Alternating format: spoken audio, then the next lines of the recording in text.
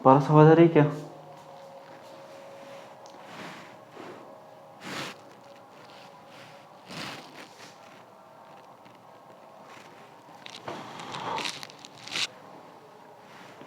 तो पिछली क्लास में हमने क्या पढ़ा था? Unit vector. उसमें हमने 2 ऑब्जर्वेशन देखे थे। पहला ऑब्जर्वेशन तो क्या था कि हम यूनिट वेक्टर उसको कैसे फाइंड कर रहे हैं, उसका फॉर्मूला पढ़ा था। A cap is equal to क्या होता है? ए वेक्टर अपॉन में उसका मैग्नीट्यूड। ठीक है। अब सेकंड जो ऑब्जर्वेशन था, जो इम्पोर्टेंट भी था, उसमें क्या सीखा था हमने कि किसी भी वेक्टर को हम कैसे लिख सकते हैं, उसका मैग्नीट्यूड इनटू में उस वेक्टर की डायरेक्शन। ठीक है, ये दोनों समझ लिए थे ना, ये दोनों चीज।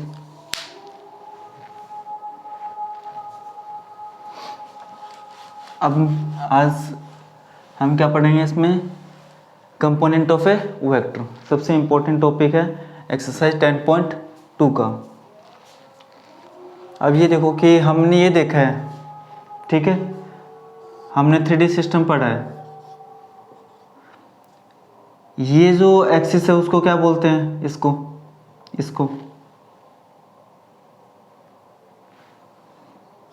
और इसको y और इसको z। अब ये स्टैंडर्ड है कि ये एक्सिस क्या होगी, ऊपर वाली एक्सिस क्या होगी? x एक्सिस होगी। तो क्या हम इसको एग्जाम में या क्वेश्चंस में ये बोल सकते हैं कि ये जो एक्सिस है वो y होगी? बोल सकते हैं क्या इसको? या फिर a होगा ये? बोल सकते हैं क्या ऐसा? ऐसा नहीं बोल सकते, क्योंकि ये स्टैंडर्ड है कि एनसीईआरटी वालों ने बोल दिया कि ये जो ऊपर वाली एक्सिस होगी वो कौन सी होगी? एक्स एक्सिस होगी, तो वही होगी। स्टैंडर्ड नोटेशन है। ये जो एक्सिस है वो वाई एक्सिस होगी और ये जो एक्सिस है वो जेड एक्सिस होगी। अब इसी तरीके से अब वाई एक्सिस के, जेड एक्सिस के और एक्स एक्सिस की कुछ डायरेक्शंस है। इसकी ये डायरेक्शन है, इसकी ये डायरेक्शन है और इसकी ये डायरेक्शन है। अब इस डायरेक्शन को रिप्रेजेंट कौन कर रहा है? तो इसके लिए भी स्टैंडर्ड नोटेशन है कि वाई एक्सिस की जो डायरेक्शन है उसको जे कैप शो करेगा, के कैप इसकी और आई कैप इसकी, एक्स एक्सिस की। ठीक है ना। अब ये बताओ कि आई कैप है वो किसकी डायरेक्शन को शो कर रहा है? एक्स एक्सिस की। अब बताओ मैं आई कैप को यहाँ पे लिख सकता हूँ क्या? बताओ कि आई कैप जेड एक्सिस की डायरेक्शन को शो कर रहा है, ऐसा बोल सकते हैं क्या हम? ऐसा नहीं बोल सकते। ठीक है, क्योंकि ये स्टैंडर्ड है कि आई कैप किसकी डायरेक्शन को बताएगा? एक्स एक्सिस की। जे कैप किसकी डायरेक्शन को बताएगा? वाई एक्सिस की। और जो के कैप है वो किसकी डायरेक्शन को बताएगा? जेड एक्सिस की। ठीक है, तो देखो उसको मैं पहले लिख देता हूँ और आप भी लिख लेना इसको। और डायग्राम है वो सबसे लास्ट में बनाना आपको, उसके लिए आप स्पेस छोड़ देना साइड में।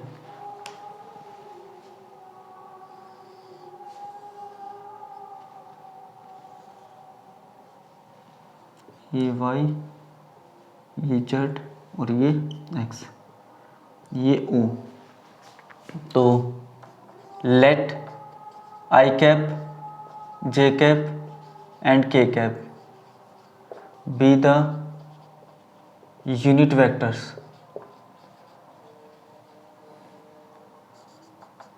along the x, y and z axis respectively।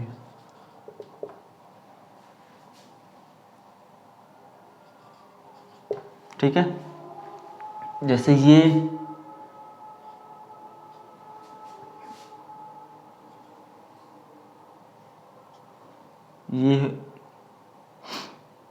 I cap और ये जे कैप, ये के कैप और ये एक्स आई कैप। ठीक है,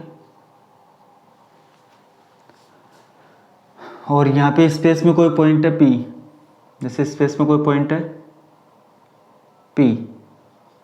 अब उसके कोऑर्डिनेट हैं x, y, z। ठीक है, स्पेस में कोई पॉइंट है P। अब हमने 3D सिस्टम में सीखा है कि हम स्पेस में कोई पॉइंट है P, उसको कैसे इमेजिन करते हैं कि वो ऊपर की तरफ तो कितना होगा, x होगा, इधर की तरफ कितना होगा, y होगा, इधर की तरफ कितना होगा, z होगा। अब जैसे स्पेस में कोई पॉइंट है P 2 3 4, अब बताओ ये ऊपर कितना है, x एक्सिस की तरफ कितना, बताओ ये पॉइंट, और y एक्सिस की तरफ कितना है,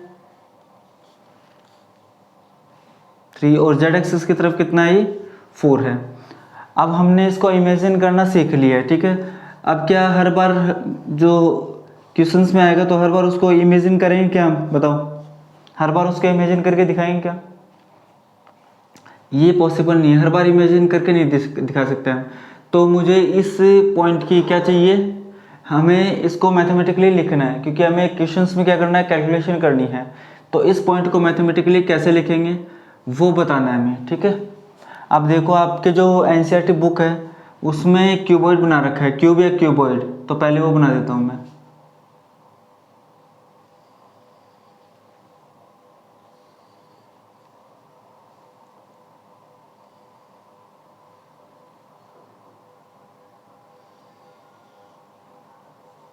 क्यूबॉइड बनाना आता है ना आपको?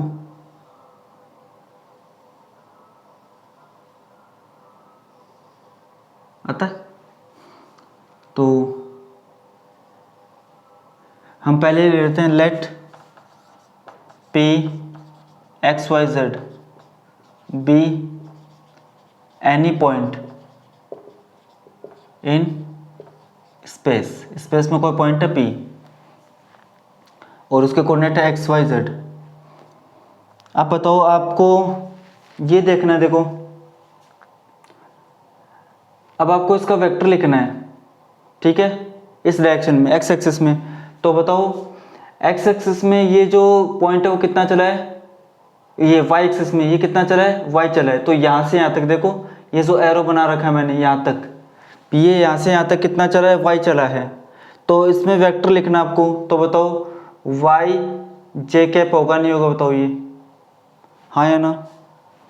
इस डायरेक्शन में वेक्टर y j कैप होगा नहीं होगा इतना, क्योंकि ये इतना चला है, हाँ या ना? आ रहा है समझ में आपको? y क्या है, y क्या है, यहाँ पे मैग्नीट्यूड है, ठीक है ना। आप ऐसे लिखो या फिर ऐसे लिखो, एक ही बात है, ठीक है। अब देखो O से K तक, K डायरेक्शन में, ठीक है ना, इस OZ Z एक्सिस में ये यहाँ से यहाँ तक चला है। तो बताओ इस इतने यहाँ को हम क्या लिख सकते हैं, इस वेक्टर को हम बताओ Z K कैप लिख सकते हैं क्या, बताओ, मैग्नीट्यूड इनटू में उसकी डायरेक्शन, हाँ या ना? और O से लेकर यहाँ तक, ठीक है, तो ये क्या होगा बताओ, एक्स आई कैप होगा नहीं होगा, बताओ।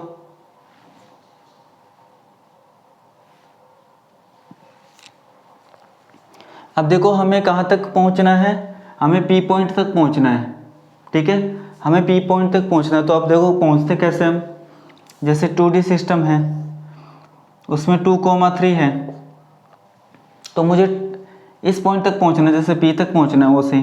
तो मैं क्या करूँगा, पहले 2 यहाँ पे चलूँगा, 1 2, ठीक है, इस साइड, फिर यहाँ से 3 यहाँ पे जा रहा हूँ मैं, तो और इस पॉइंट पे पहुँच गया मैं। अब देखो इसमें क्या करेंगे हम, जैसे यहाँ पे पॉइंट है 2,3,4, अब मुझे O से यहाँ पहुँचना है, ठीक है, P तक। तो मैं क्या करूँगा, पहले O से 2 डिस्टेंस तक चला मैं x एक्सिस की ओर, ठीक है, और फिर 2 से 3 डिस्टेंस चला मैं y एक्सिस की ओर, और फिर 3 से 4 डिस्टेंस तक चला मैं किसकी ओर, z एक्सिस की ओर, और मैं P पॉइंट तक पहुंच गया। आएगी बात समझ में आपको?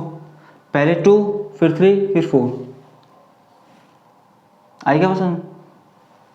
अब देखो इसमें क्या हो रहा है,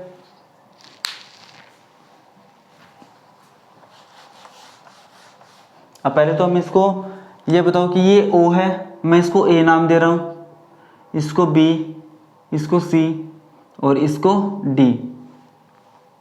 अब मुझे पी पॉइंट तक चलना है, तो मैं ओ से ए तक गया, ठीक है, फिर ए से बी तक जाऊंगा। अब बताओ ये जो ए बी डिस्टेंस है और ये ओ सी है वो इक्वल है कि नहीं है, बताओ इक्वल है कि नहीं है, ओ बी और ओ सी, क्यूबॉइड में आमने सामने की जो साइड होती है वो इक्वल होती है, ठीक है। अब ओ से ए चला मैं, ए से बी चला मैं, ठीक है। अब बी से चलूंगा मैं कहाँ तक, पी तक। अब बताओ जो बी पी होगी वो ओ डी के इक्वल होगी नहीं होगी, बताओ बी पी। और हम ये पहुंचेंगे किसकी मदद से, by using the triangle law of addition. अब उसका यूज करने के लिए हमें क्या करना पड़ेगा, ओ को बी से मिलाना पड़ेगा, ठीक है, ओ को बी से मिलाना पड़ेगा। अब देखो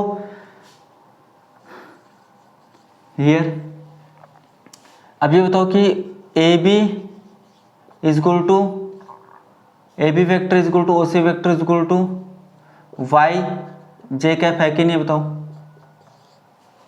हाँ है ना।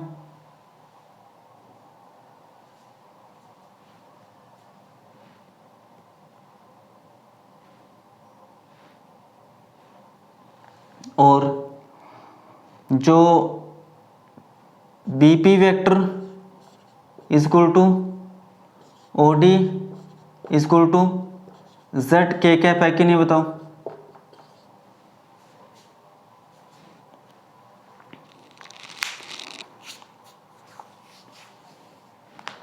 अब देखो ये चीज़ हम कर क्यों रहे हैं, क्योंकि हर बार क्वेश्चंस में हम p को इमेजिन नहीं कर सकते कि p क्या है स्पेस में इस पॉइंट पे है।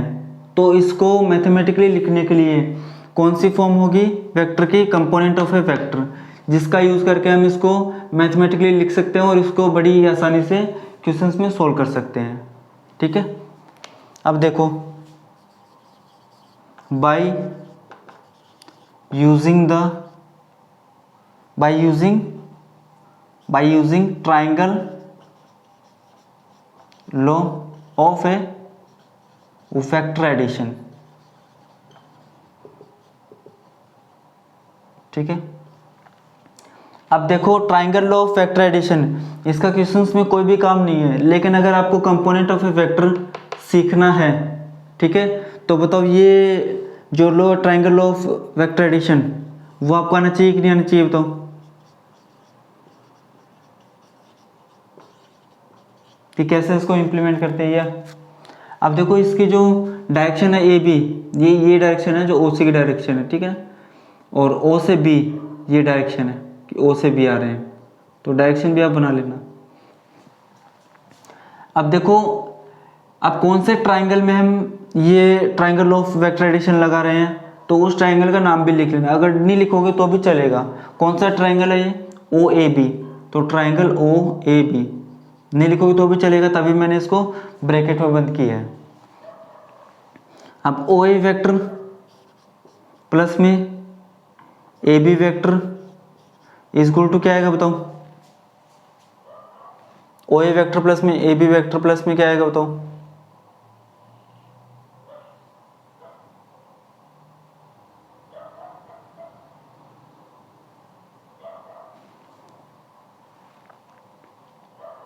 क्या आएगा बताओ प्लस में, बीपी वेक्टर,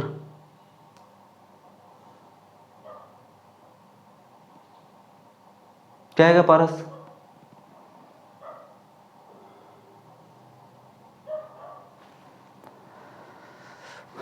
अरे एक बात देखो, मेरे को ओ से ए जाना है, ए से बी जाना है, तो मेरे पास दो रास्ते हैं, या तो मैं क्या चलूंगा, ओ से चलूंगा, ए से बी चलूंगा। Triangle law of vector addition नहीं पढ़ा आपने, अब बताओ क्या आएगा इसका इक्वल, क्या आएगा, ओ बी वेक्टर। अब दो रास्ते हैं ना, ओ से ए चला, ए से बी चला, बी तक पहुंचना है मेरे को पहले, तो मैं ओ से डायरेक्ट बी तक भी तो पहुंच सकता हूँ ना, ओ बी वेक्टर आ जाएगा। आई क्या बात समझ में, हाँ या ना। टोटल डिस्प्लेसमेंट वो इक्वल है, या तो आप ओ से ए चलो, ए से बी चलो, या फिर सीधा ओ से क्या आ जाओ, बी आ जाओ, ठीक है। तो ओ ए वेक्टर कितना है, ओ ए vector x I cap plus में ए बी कितना है Y J cap, O B कितना है ओ बी, ये एज इट इज रखो आप, ठीक है ना। अब ये इक्वेशन नंबर 3 हो गई। अब इस इक्वेशन में हमने किसका यूज किया है, इक्वेशन नंबर 1 का यूज किया है, ए बी का यूज किया है ना, तो आप ब्रैकेट में लिखोगे यूजिंग इक्वेशन फर्स्ट। नाउ अब आपको लास्ट में पहुंचना कहाँ पे है बताओ, हमारा जो हमें पहुंचना कहाँ पे है, पी पॉइंट पे पहुंचना है कि नहीं पहुंचना बताओ, पी पॉइंट पे पहुंचना है कि नहीं पहुंचना है। तो देखो now again by using triangle law of a vector addition. इस बार देखो हमें P तक पहुंचना, तो इस बार कौन सा ट्राइंगल का यूज करेंगे हम, ओ बी पी। तो इस ट्राइंगल का नाम भी लिख देते हैं हम, ट्राइंगल ओ बी पी। अब देखो O से P की डायरेक्शन ये है, ठीक है ना, O से P की डायरेक्शन ये है, तो आप डायरेक्शन बना लेना। और B से P की डायरेक्शन, जो OZ की डायरेक्शन ये है, तो O से B से P की डायरेक्शन भी क्या होगी, ये होगी। अब देखो मैं O से B, OB वेक्टर प्लस में BP वेक्टर, तो किसके इक्वल आएगा ये, OB प्लस में BP किसके इक्वल आएगा, OP वेक्टर। O से B चला, B से P चला, अब ये भी तो हो सकता है मैं डायरेक्ट O से B तक जा सकता हूं, तो OP वेक्टर। अब triangle law of vector addition समझ में आ रहा है कि आपको बताऊं,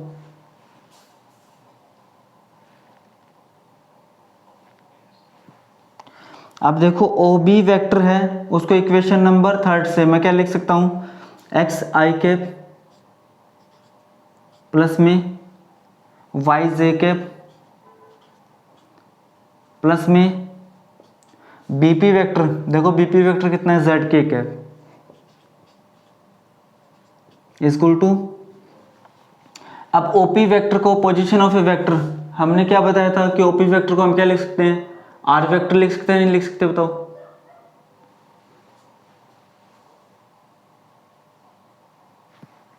तो OP वेक्टर को क्या कर दिया हमने R वेक्टर।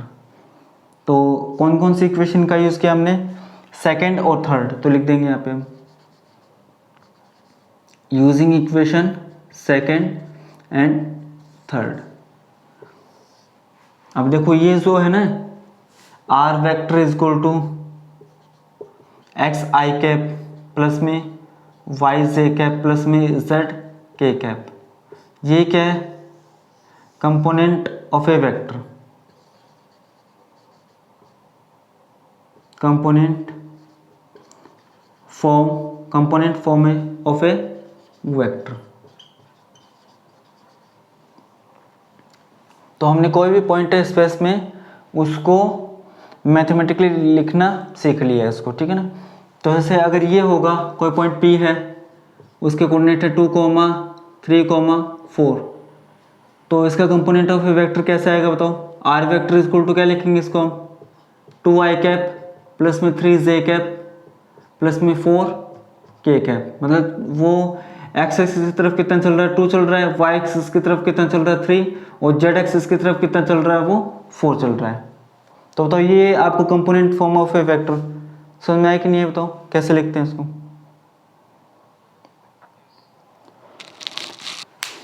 अब देखो हम वापस बता देता हूँ कि कोई पॉइंट है P, उसको स्पेस में बार बार इमेजिन नहीं कर सकते हम, ठीक है ना। तो उसके लिए कौन सी फॉर्म है वेक्टर की, कंपोनेंट फॉर्म है वेक्टर, ठीक है। आई कैप क्या बता रहा है, एक्स एक्सिस के डायरेक्शन में उसकी डायरेक्शन बता रहे हैं, जे कैप वाई एक्सिस की डायरेक्शन को बता रहा है, के कैप जेड एक्सिस की डायरेक्शन को बता रहा है। अब हमने यहाँ पे किसका यूज़ किया है, triangle law of vector addition, कौन सी फॉर्म को डिराइव करने के लिए, वेक्टर की component form of a vector, ठीक है। अब अगर मेरे को इसकी लेंथ फाइंड करनी है OP की, तो बताओ OP की लेंथ आर वेक्टर का मैग्नीट्यूड होगा नहीं होगा, हाँ या ना। अब आर वेक्टर का मैग्नीट्यूड आपने पोजीशन ऑफ ए वेक्टर में सीख रखा है, कैसे लिखते हैं बताओ। x1 माइनस में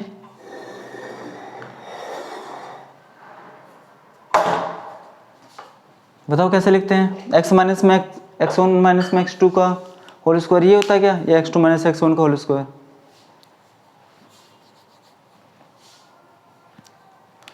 हाँ तो यहाँ पे ओरिजिन क्या है, 0 0 है, तो ये क्या हो जाएगा एक्स स्क्वायर प्लस में वाई स्क्वायर प्लस में जेड स्क्वायर, और इसके नीचे क्या लिख लोगे आप, मैग्नीट्यूड।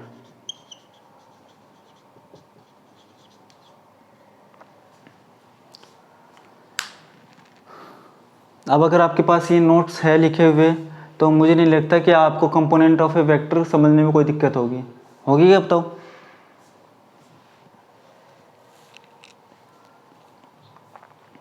तो आपको ये तो पता चल गया ना कि वेक्टर की कंपोनेंट फॉर्म हम क्यों पढ़ रहे हैं, क्योंकि हर बार आप पॉइंट को स्पेस में इमेजिन नहीं कर सकते, और हमें क्वेश्चंस करने हैं उसमें कैलकुलेशन आएगी, तो इमेजिन करके थोड़ा होगी वो कैलकुलेशन, उसको हमें पहले मैथमेटिकली लिखना पड़ेगा। तो मैथमेटिकली हम ऐसे लिखते हैं, तीनों को ऐड करेंगे उनकी डायरेक्शन साथ में होगी।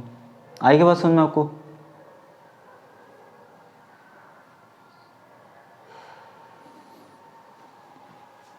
अब इसका जो मेन पार्ट है वो हमने कर लिया है, वेक्टर एडिशन दोनों लॉज, ठीक है ना, यूनिट वेक्टर और ये कंपोनेंट ऑफ ए वेक्टर, इसका जो मेन पार्ट है वो हमने कर लिया है। अब थोड़ा बहुत पार्ट बचा है वो हम शाम को कर लेंगे, ठीक है।